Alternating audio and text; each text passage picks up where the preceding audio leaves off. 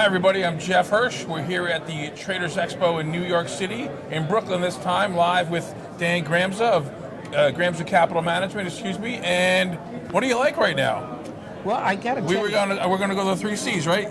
Corporations, commodities, and currencies. I just thought of that one. I've never heard that before. That's very clever, Jeff. So what do you like in the stock market? What's your thinking on stocks? I think all of them are acting as the way they should.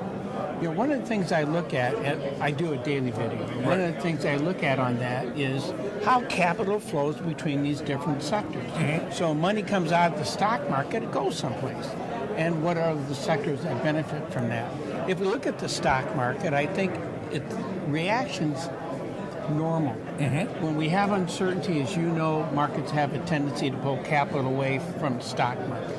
So we are seeing the indexes down. What was interesting on Friday, it's the way we finished. We found some buying at the end of the day on Friday. So is that profit taking, or has we gotten low enough that people? Or is that short covering?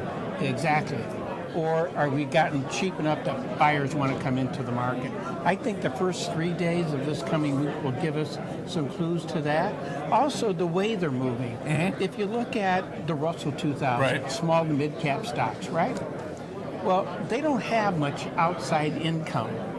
If you look at the S&P 500, 45% of its revenue comes from outside the United States. So I think our stock market, even though it's plunged, I think is a logical way to move.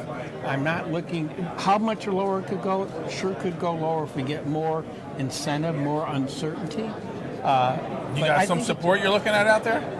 No, I really don't. I'm letting it go where it wants to go, but I am looking for opportunities to add to my stock portfolio. All right. I haven't found it yet. And what do you like in the commodity sector? Well, I think if you look at gold's reacted the way it should also. It's that excuse, what I call an excuse type market. Right. You know, it's not a supply-demand market. It's really flight to safety. Flight to safety. What about energies? Energy, I think crude oil is right on target. Nat gas is right on target. All right. Well, I think it could go lower, and the reason behind it is that we have tremendous amount of supply. We have decreasing demand globally. China right now. So you're not going low on oil and gas right now? Not at this point. Okay. And what about the currency market? And the currencies, the dollar also. What's interesting is how the money has moved away from the dollar. First, the dollar was getting stronger, right? Right. This uncertainty was happening in China.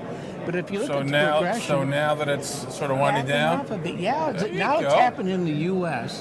What we've seen on Friday, for example, the euro was up, the Swissy was up, Japanese yen was up, Aussie dollar was up, which is surprising since China is its biggest customer. Even the British pound was up, and I don't see fundamentals to drive that market. So you buying anything right now, or you're waiting this out? No, those I have some long sides on when it comes to currency. Except Canadian dollars on the short side, because the largest export our friends in Canada have is crude oil, and we're the biggest customer. And right now we're seeing crude oil prices back off, and we're seeing it reflected in that Canadian dollar. So you're talking overseas currencies, but no stocks and no energies right now? In terms on the long side, no. Okay. I'm on the short side, yes. On the short side, yes. And metals are kind of where they should be. If we get more uncertainty in the coronavirus, I'm looking for a stronger move there as well. All righty. Thanks, Dan. Sure. Thanks again, everyone.